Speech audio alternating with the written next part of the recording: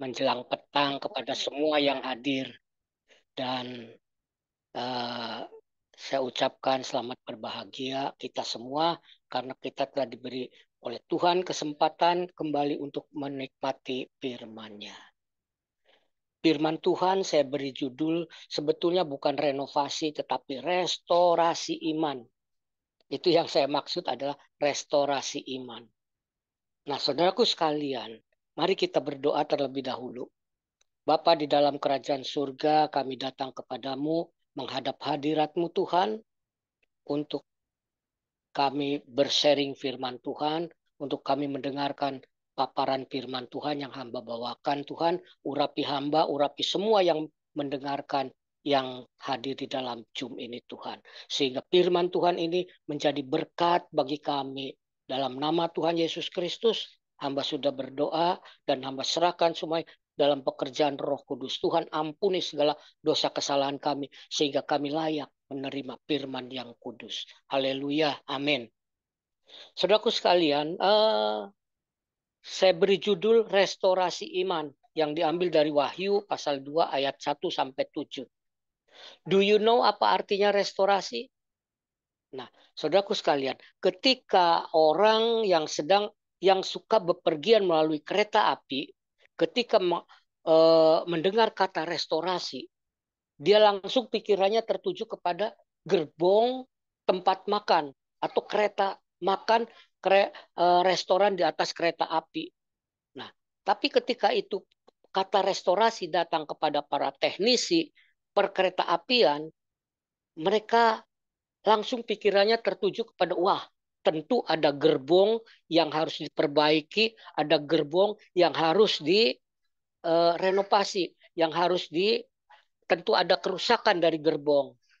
Nah, demikian juga dengan restorasi iman. Tentu ada iman yang perlu direstorasi, ada iman yang perlu diperbaiki, ada iman yang harus dikembalikan kepada semula sehingga menjadi baik. Nah, saudaraku sekalian, eh, juga restorasi iman ini ditujukan kepada jemaat Efesus karena jemaat Efesus ditegur Tuhan karena mereka telah meninggalkan kasih yang semula. Nah, saudara, mari kita akan melihat dulu keadaan jemaat Efesus di dalam Kisah Para Rasul, eh, Kisah Para Rasul pasal yang ke-19, Kisah Para Rasul eh, pasal 19 ayat 8 sampai 10. Saya bacakan demikian. Selama 3 bulan Paulus mengunjungi rumah ibadat di situ, di Efesus. Mengajar dengan berani. Oleh pemberitaannya ia berusaha meyakinkan mereka tentang kerajaan Allah. Nah, saudaraku sekalian, tentang kerajaan Allah itu yang dimaksud adalah tentang Yesus. Jadi Paulus memberitakan di dalam jemaat Efesus tentang Kristus. Karena yang disebut kerajaan Allah itu adalah Kristus sendiri. Di dalam Lukas pasal 17 ayat 21. Kamu tidak usah mencari Mesias ke sana atau kemari. Tidak usah mencari tentang Allah ke sana kemari. Karena kerajaan Allah ada di tengah-tengah kamu. Maksudnya itu adalah Yesus sendiri. Nah, kemudian saya lanjutkan kepada ayat yang ke-9. Tetapi ada beberapa di antara orang yang tegar hatinya. Mereka tidak mau diyakinkan, melainkan mengumpat jalan Tuhan di depan orang banyak. Karena itu, Paulus meninggalkan mereka dan memisahkan murid-muridnya dari mereka dan setiap hari berbicara di ruang kuliah Tiranus. Hal itu dilakukannya 2 tahun lamanya, sehingga semua penduduk Asia mendengar firman Tuhan, baik orang Yahudi maupun orang Yunani. Jadi di Efesus, di ruang kuliah Tiranus, Paulus mengajar setiap hari selama 2 tahun. Bahkan sebelumnya selama 3 bulan dia mengajar tentang jalan Tuhan. Nah, saudaraku, yang dimaksud jalan Tuhan itu apa, saudaraku? Karena Paulus selalu mengajarkan tentang jalan Tuhan. Paulus itu mengajarkan, memperkenalkan Kristus dan mengajar tentang jalan Tuhan, yaitu jalan keselamatan. Yang kita baca di dalam Kisah Para Rasul ayatnya yang ke-15, Kisah Para Rasul ayatnya yang ke-15, ayatnya yang pertama sampai kedua. Kisah Para Rasul pasal 15 ayat pertama sampai 2 demikian. Beberapa orang datang dari Yudea ke Antioquia mengajarkan kepada saudara-saudara di situ, jikalau kamu tidak disunat menurut adat istiadat yang diwariskan oleh Musa, kamu tidak dapat diselamatkan. Tetapi Paulus dan Barnabas dengan keras melarang dan membantah pendapat mereka. Nah, saudaraku sekalian, di sini jelas bahwa di jemaat Antioquia datang orang-orang dari Yudea yang mengajarkan bahwa jemaat harus disunat dan harus mengikuti hukum-hukum Musa. Nah, saudaraku sekalian, eh, itu dapat kita baca di dalam ayat yang kelima. Tetapi beberapa orang dari golongan Farisi yang telah menjadi percaya datang dan berkata, orang-orang bukan Yahudi harus disunat dan diwajibkan untuk menuruti hukum Musa. Dan itulah ditentang oleh Paulus. Paulus tidak setuju bahwa jemaat harus dibebani dengan uh, hukum-hukum Musa. Tapi Paulus mengajarkan bahwa keselamatan itu hanya melalui percaya kepada Tuhan Yesus. Itulah yang dimaksud pengajaran dalam jalan Tuhan. Nah, kemudian kita, saudaraku, kita masuk di dalam pokok yang akan kita bicarakan, yaitu dalam Wahyu pasal 2 ayat 1 sampai 7 yang uh, sehingga jemaat Efesus itu ditegur oleh Tuhan. Demikian, tuliskanlah kepada malaikat Wahyu pasal 2 ayat pertama mulai. Tuliskanlah kepada malaikat jemaat di Efesus. Inilah firman dari dia yang memegang ketujuh bintang itu di tangan kanannya dan berjalan di antara ketujuh kaki dian emas itu. Inilah maksudnya adalah Yesus menyuruh kepada Paulus kepada Yohanes yang ada di Pulau Patmos untuk menuliskan surat kepada jemaat di Efesus. Disuruh menulis kepada ketujuh jemaat yang ada di Asia Kecil. Salah satu di antaranya adalah jemaat di Efesus. Demikian bunyi surat yang ditulis oleh Yohanes atas perintah Yesus itu. Ini perkataan Yesus, aku tahu segala pekerjaanmu, baik jerih payahmu maupun ketekunanmu, aku tahu bahwa engkau tidak dapat sabar terhadap orang-orang jahat, bahwa engkau telah mencobai mereka yang menyebut dirinya rasul, tetapi yang sebenarnya tidak demikian, bahwa engkau telah mendapati mereka pendusta.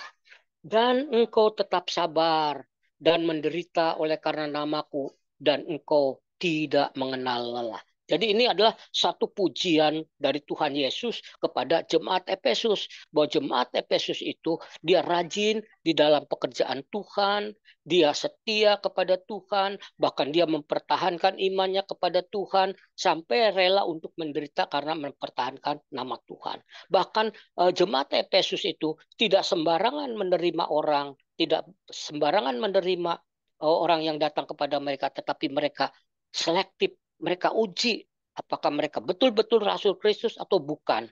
Nah, saudaraku sekalian, itulah ketelitian daripada jemaat di Efesus. Itu yang dipuji oleh Tuhan. Tetapi di sini dikatakan di ayat yang keempat, namun demikian aku mencela engkau, karena engkau telah meninggalkan kasihmu yang semula. Sebab itu, ingatlah betapa dalamnya engkau telah jatuh. Bertobatlah dan lakukanlah lagi apa yang semula engkau lakukan. Jika tidak demikian, aku akan datang kepadamu dan aku akan mengambil kaki dianmu dari tempatnya, jikalau engkau tidak bertobat. Jadi ini ada satu teguran, celaan kepada jemaat Efesus karena mereka telah meninggalkan kasih yang mula-mula, dan itu ada Tuhan anggap sebagai satu kesalahan yang fatal karena dianggap sebagai engkau telah jatuh sangat dalam, betapa dalamnya engkau telah jatuh. Jadi itu merupakan meninggalkan kasih mula-mula, itu merupakan satu kesalahan yang fatal. Nah, kemudian kita baca ayat yang ke-6. Tetapi ini yang ada padamu, yaitu engkau membenci segala perbuatan pengikut-pengikut Nikolaus yang juga kubenci. Ayat 7, siapa bertelinga hendaklah ia mendengarkan apa yang dikatakan Roh kepada jemaat-jemaat. Barang siapa menang, ia akan kuberi makan dari pohon kehidupan yang ada di Taman Firdaus. Nah, kita perhatikan ayat ke-7, bagian B, barang siapa menang, artinya barang siapa bertobat, dia akan kuberi makan dari pohon kehidupan yang ada di Taman Firdaus Allah. Berarti jikalau menang, jikalau mereka bertobat, mereka akan masuk di dalam kerajaan surga. Tetapi jikalau jemaat Efesus tidak bertobat, maka dia tidak akan masuk di dalam kerajaan surga. Itulah ancaman kepada jemaat Efesus. Jikalau mereka tidak bertobat, jikalau mereka tetap meninggalkan kasih yang semula, maka mereka tidak akan dapat masuk di dalam kerajaan surga. Nah, saudaraku sekalian, memang banyak sekali para pengkhotbah yang mengkhotbahkan, yang memaknai meninggalkan kasih yang mula-mula itu adalah sebagai kasih jemaat sudah tidak seperti semula. Kerajinannya sudah berkurang, sudah tidak seperti semula. Kerajinannya udah mulai memudar, ke kesetiaannya dalam ibadahnya juga udah mulai kendor, dan kesetiaannya kepada Tuhan itu sudah mulai berkurang.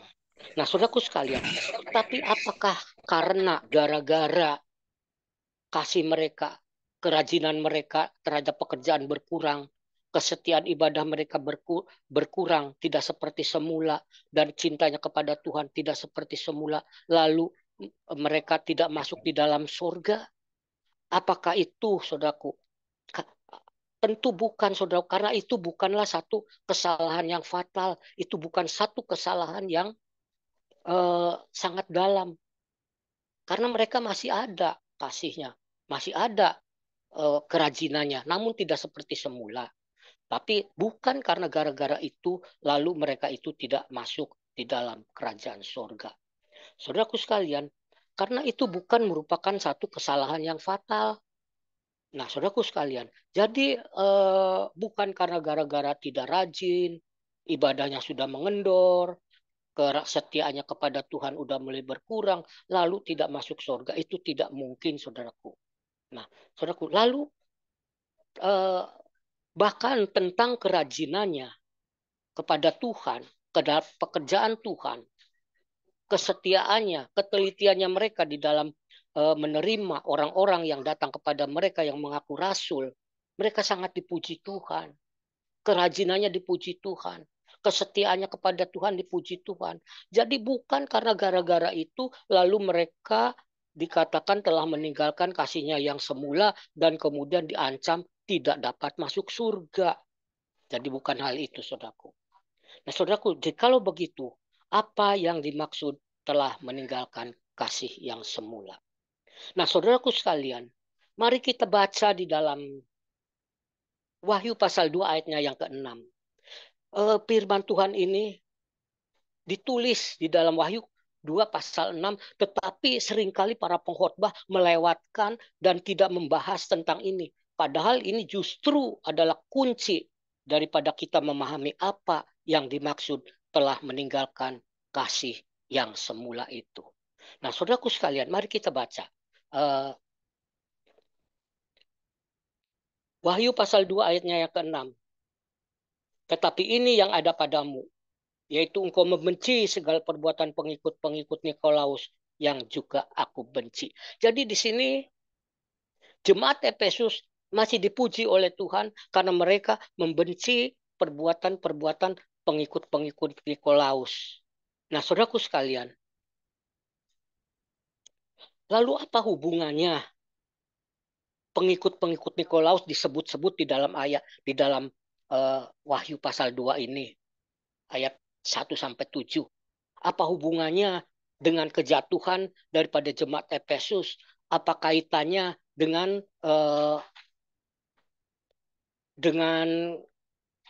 kejatuhan daripada jemaat Efesus ini, saudaraku?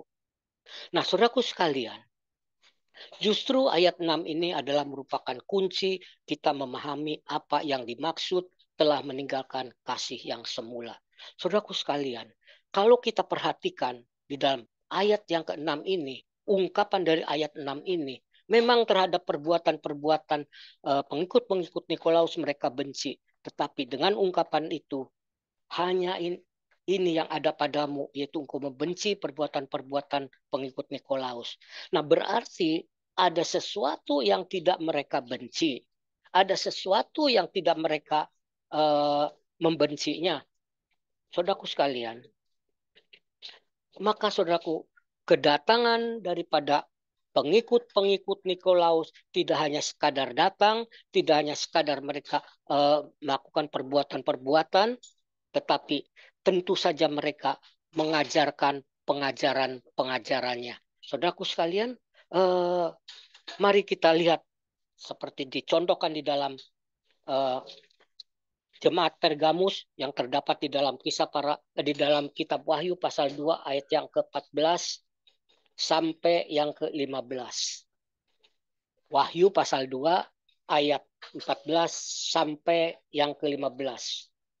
Tetapi aku mempunyai beberapa keberatan terhadap engkau. Jadi Yesus mempunyai beberapa keberatan terhadap engkau. Di antara kamu ada beberapa orang yang menganut ajaran Bileam, yang memberi nasihat kepada Balak untuk menyesatkan orang Israel supaya mereka makan persembahan berhala dan berbuat zina. Jadi itu ada pengajaran kepada jemaat di Pergamus, pengajaran Bileam yang membolehkan berbuat zina dan juga menyembahan berhala.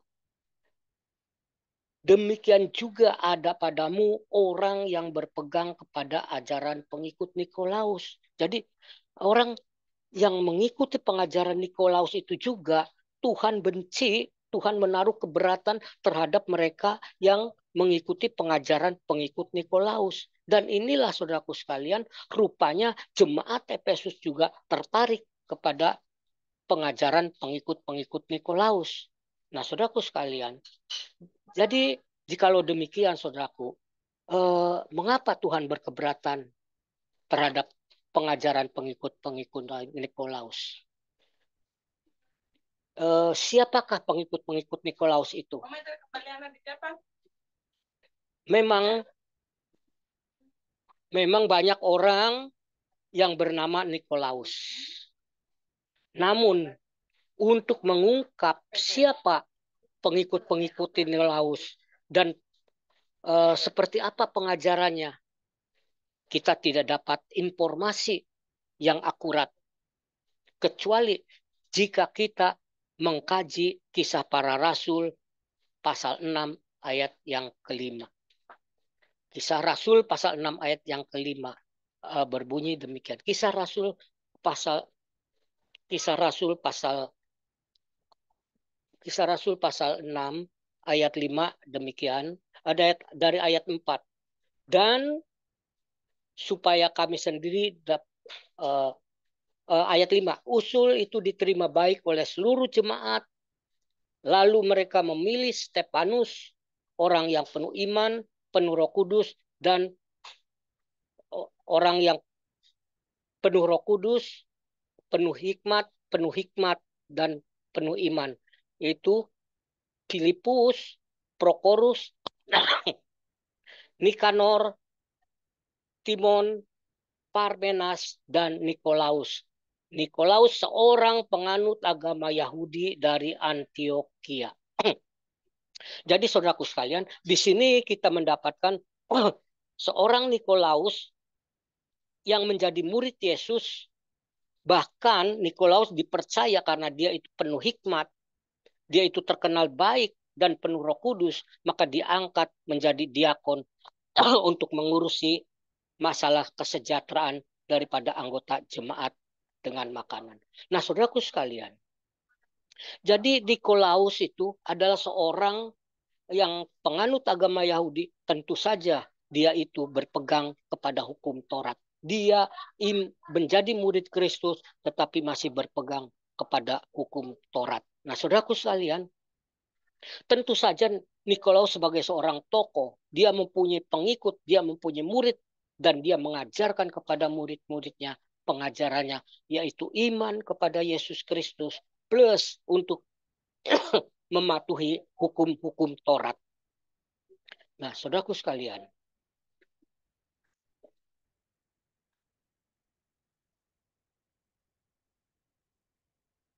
jadi Nikolaus itu mengajarkan kepada para pengikut-pengikutnya percaya kepada Yesus Kristus dan juga mematuhi hukum-hukum Taurat. Dan itulah pengajaran yang diajarkan oleh para pengikut-pengikut Nikolaus kepada jemaat di Pergamus dan juga kepada jemaat di Efesus.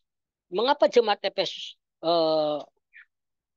mengikutinya? Karena itu dianggap adalah sangat rohani dan sangat bijaksana. Nah, saudaraku sekalian, memang ada banyak yang mengusulkan bahwa pengajaran Nikolaus itu adalah mengkawinkan kekristenan dengan ajaran-ajaran duniawi supaya mereka bisa diterima di masyarakat luas di Efesus. Tetapi saudaraku sekalian, dikatakan bahwa jemaat Efesus sangat selektif apakah dia itu seorang rasul atau bukan. Nah, kalau dia tidak pengajarannya uh, tidak baik, tentu akan ditolak. Nah, demikian juga kalau mengajarkan penyembahan berhala dengan juga melakukan perzinahan dengan mengawinkan kekristenan dengan tradisi atau dengan kebudayaan setempat, itu pasti ditolak. Nah, saudaraku sekalian. Nah, jadi saudara-saudaraku, itulah pengajaran pengikut Nikolaus, yaitu percaya kepada Yesus Kristus plus hukum Taurat. Nah, Tuhan berkeberatan, Tuhan membenci terhadap eh, pengajaran iman plus hukum Taurat. Kenapa? Apa sebabnya?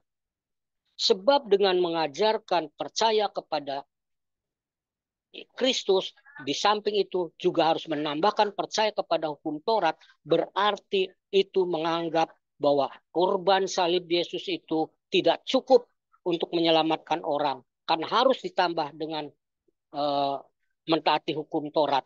Dan itu merupakan satu penghinaan terhadap kuasa salib Kristus. Karena salib Kristus, pengampunan melalui pengorbanan Kristus tidak cukup untuk membawa kita dalam keselamatan.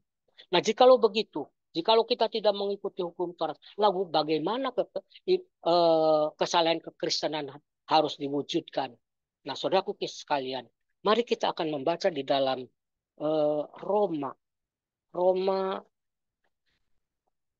Roma pasalnya yang ke-6. Roma pasalnya yang ke-6. Roma pasalnya yang ke-6.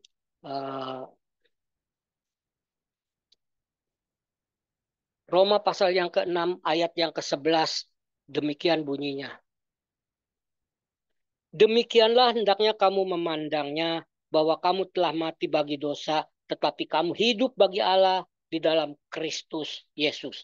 Jadi itulah orang-orang yang sudah percaya. Kita harus menganggap bahwa kita telah mati bagi dosa, tetapi kamu hidup bagi Allah di dalam Yesus Kristus. Teruskan ayatnya yang ke-12.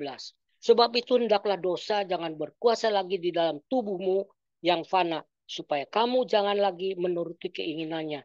Dan janganlah kamu menyerahkan anggota-anggota tubuhmu kepada dosa untuk dipakai sebagai senjata kelaliman.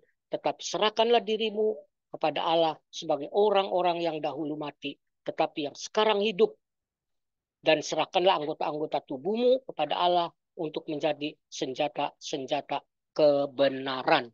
Itulah saudaraku. Jadi walaupun kita tidak mengikuti kedisiplinan hukum Taurat, namun kepada kita ditekankan supaya hidup meninggalkan dari perbuatan dosa dan hidup di dalam kebenaran, hidup di dalam kasih.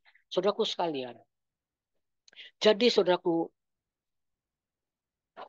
kalau Pak pengkhotbah mengatakan bahwa meninggalkan kasih mula-mula itu adalah karena kasihnya tidak seperti semula, kasihnya sudah berkurang. Itu mereka sangat begitu gampang sekali, tetapi mereka tidak mau menggali apa yang dimaksud di dalam apa yang dimaksud telah meninggalkan kasih mula-mula. Yang justru kuncinya itu ada di ayat yang ke-6 yang telah kita baca dan telah kita bahas. Nah, saudaraku sekalian, jadi jemaat Efesus itu meninggalkan kasih yang mula-mula itu karena mereka meninggalkan pengajaran jalan Tuhan. Itu pengajaran hanya melalui iman kepada Kristus diselamatkan. Nah, mereka mengikuti pengajaran pengikut Nikolaus dengan menambahkan harus juga mendisiplinkan diri atau tunduk di bawah hukum Taurat. Nah, itu saudaraku adalah satu perbuatan yang merupakan kesalahan yang sangat fatal karena sudah menganggap salib Kristus itu adalah sia-sia. Maka kita akan dibaca di dalam Galatia pasalnya yang kedua, ayatnya yang ke-21. Atau sebaiknya Bapak kok mingguan untuk membacakan di Galatia pasal 2 ayat yang ke-21.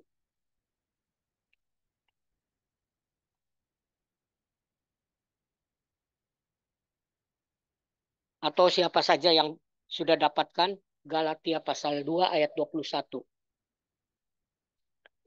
Boleh Ibu Poni bacakan?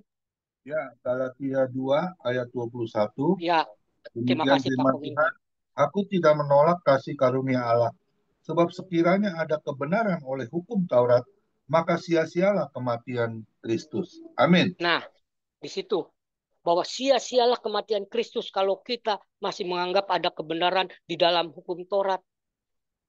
Jadi jelas bahwa kita sebagai orang-orang pengikut Kristus, kita sudah dibebaskan dari kewajiban-kewajiban harfiah hukum Taurat, namun kita mengikuti hukum-hukum roh yang diberikan kepada kita, yaitu kita meninggalkan hidup di dalam dosa, kita menjadi hidup di dalam kebenaran dan hidup di dalam kasih.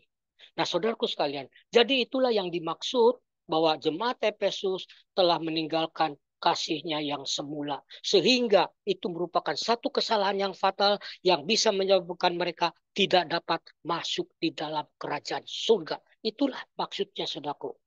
Jadi saudaraku, jemaat Efesus harus imannya harus direstorasi, harus dikembalikan kepada yang semula, yaitu mereka semula hanya percaya kepada Yesus Kristus.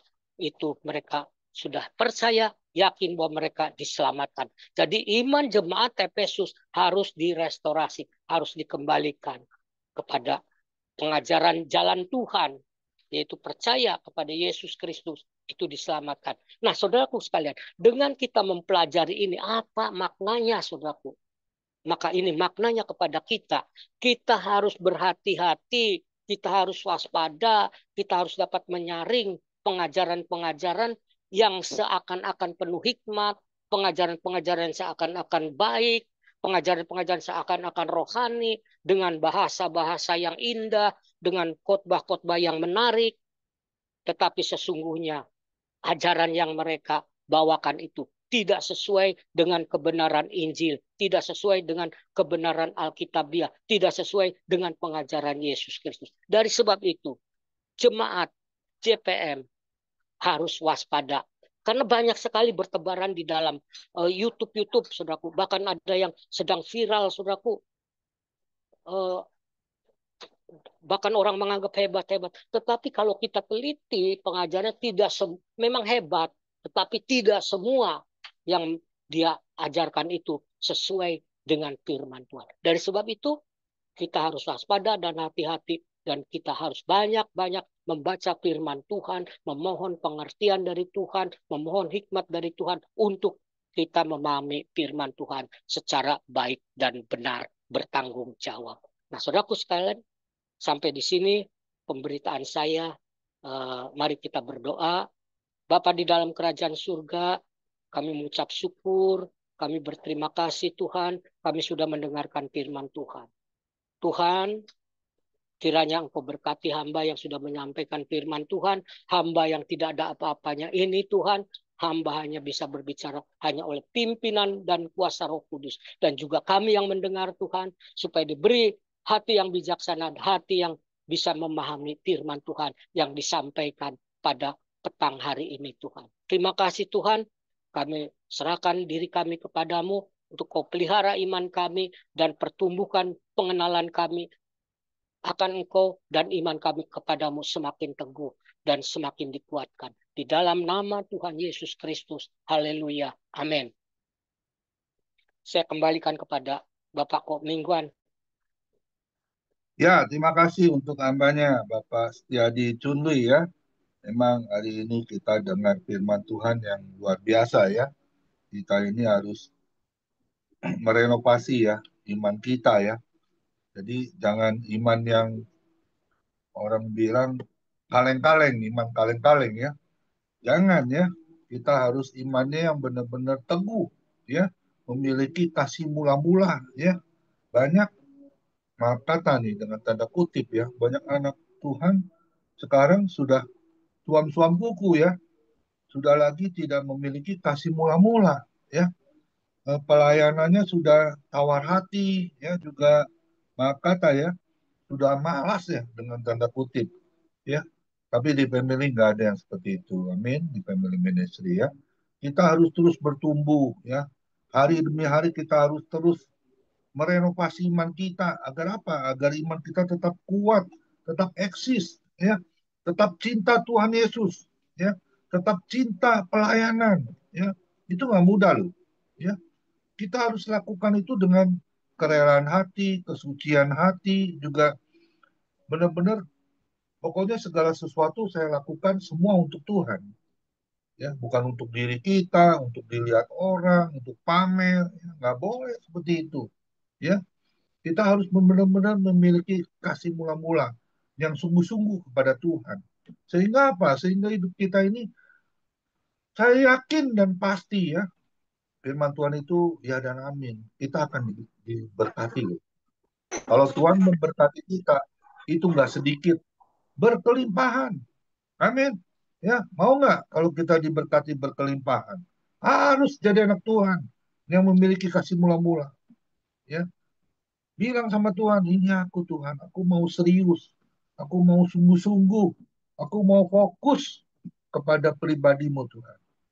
Sehingga apa? Sehingga pelayanan kita ini menjadi kesukaan Tuhan. Amin. Ya, lakukan selagi masih ada kesempatan, selagi kita masih sehat. Ya, jangan berpangku tangan ya, berleha-leha, santai ya, dengan alasan begini begono ya, nggak boleh. Jadi anak Tuhan, ingat loh, yang melayani kita ini setiap hari lebih sungguh-sungguh, tidak pernah meninggalkan kita siapa? Tuhan Yesus. Ibrani 13 ayat 5b. Tidak sekalipun aku meninggalkan engkau. Itu pelayanan Tuhan Yesus. Sampai hari ini, kasihnya itu tidak pernah berubah. Amin. Ya, kasihnya itu begitu besar buat kita semua. Tentunya selama hidup kita, kasihnya itu tidak pernah berubah. Amin. Bagaimana dengan kasih kita? Ayo, yang saat ini kita sudah dengar firman Tuhan dari hambanya Bapak Setiadi Cundi, kiranya menjadi berkat untuk kemuliaan nama Tuhan. Dan juga saya yakin dan percaya Pak Setiadi Cunli akan menjadi hamba yang setia, yang melayani Tuhan lebih sungguh, dan tentunya istri dan anak mantu cucunya, semuanya dalam perlindungan Tuhan Yesus yang sempurna. Amin. Silakan Bu Poni. Satu pujian, kita akan kembali di hari Senin ya, yang melayani Pastor Ludovicus Mardiono dari Belgia. Sabtu dan Minggu kita akan berlibur, kita akan kembali di hari Senin yang melayani Pastor Ludovicus dari Belgia. Tuhan Yesus memberkati kita semua. Silakan Bu Roni Kumala. Iya Pak, makasih Pak Setiadi, firman Tuhan mengingatkan kita semua, emang 7 jemaat ya telah meninggalkan kasih mula-mula. Kita mau menjadi hamba-hamba yang setia ya, dari sekarang sampai sampai Tuhan panggil, kita tetap setia mencintai Tuhan, apapun masalah kita selalu mengandalkan Tuhan. Tuhan kan dalam pelayanan pasti ada gesekan apapun, kita tetap setia mencari Tuhan, baik suka duka. Haleluya, amin. Saya angkat pujian, ku mau cinta Yesus selamanya. Ku mau cinta Yesus selamanya. Meskipun badai silih berganti dalam hidupku, ku tetap cinta Yesus selamanya. Ku mau cinta Yesus selamanya. Ku mau cinta Yesus selamanya. Meskipun badai silih berganti dalam hidupku, ku tetap cinta Yesus selamanya. Ya Aba, Bapa, ini aku anakmu. Layakkanlah seluruh hidupku. Ya Aba, Bapa, ini aku anakmu. Pakailah sesuai dengan rencanamu. Ya Aba, Bapa, ini aku anakmu. Layakkanlah seluruh hidupku. Ya Aba, Bapa, ini aku anakmu. Pakailah sesuai dengan rencanamu. Amin. Saya serahkan kepada pendoa syafaat.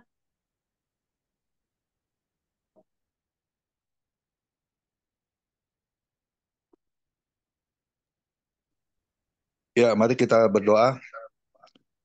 Terima kasih Bapa di dalam surga, kami bersyukur bahwasanya Kau terlalu baik buat kami Tuhan. Kami sudah mendengar apa yang menjadi isi hati-Mu, sehingga kami diberkati oleh kebenaran firman Tuhan.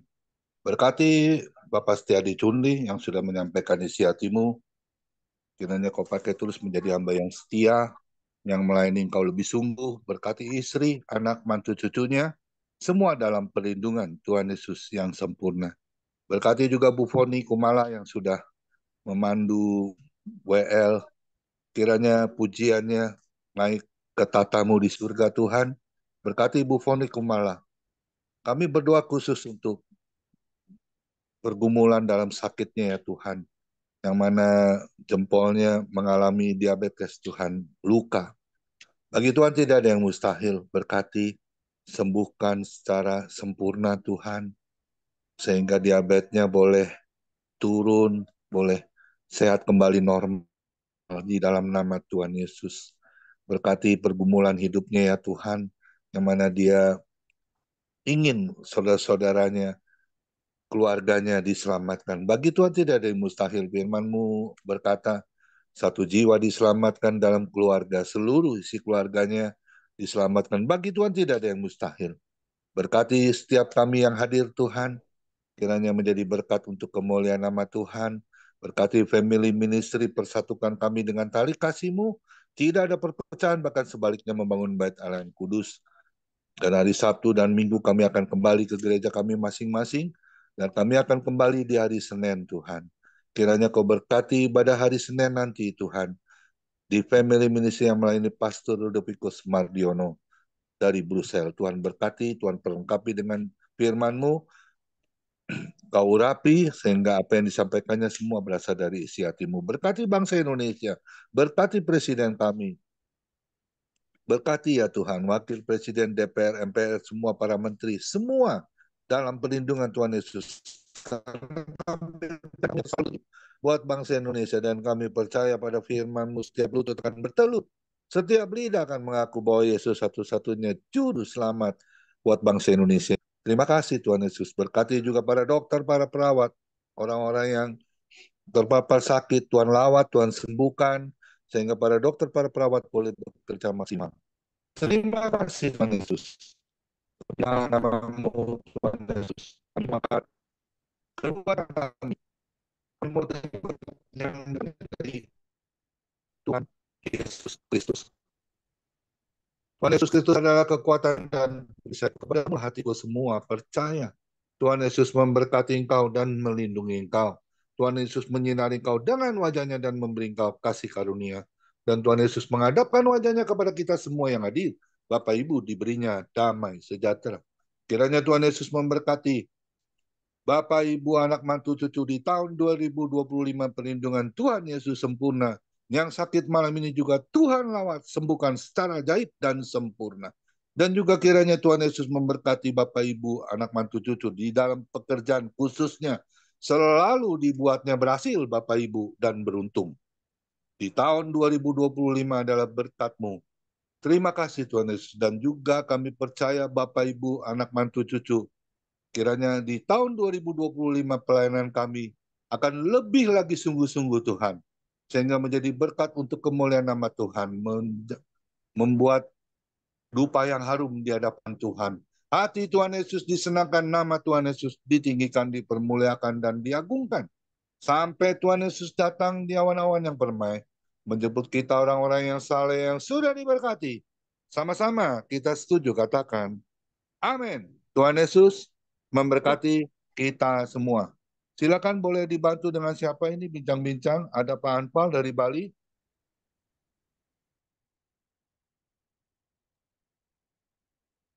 Ya, siap Pak. Terima kasih. Salam Pak Setiadi, masih online ya. Salam Oke. Pak Ya, Anpal. terima kasih Pak sudah memberkati dari firman Tuhan malam hari ini. Temanya iman yang harus renovasi iman Pak ya. Ya. Ya, Restorasi iman. restorasi Sorry, iman ya. iman.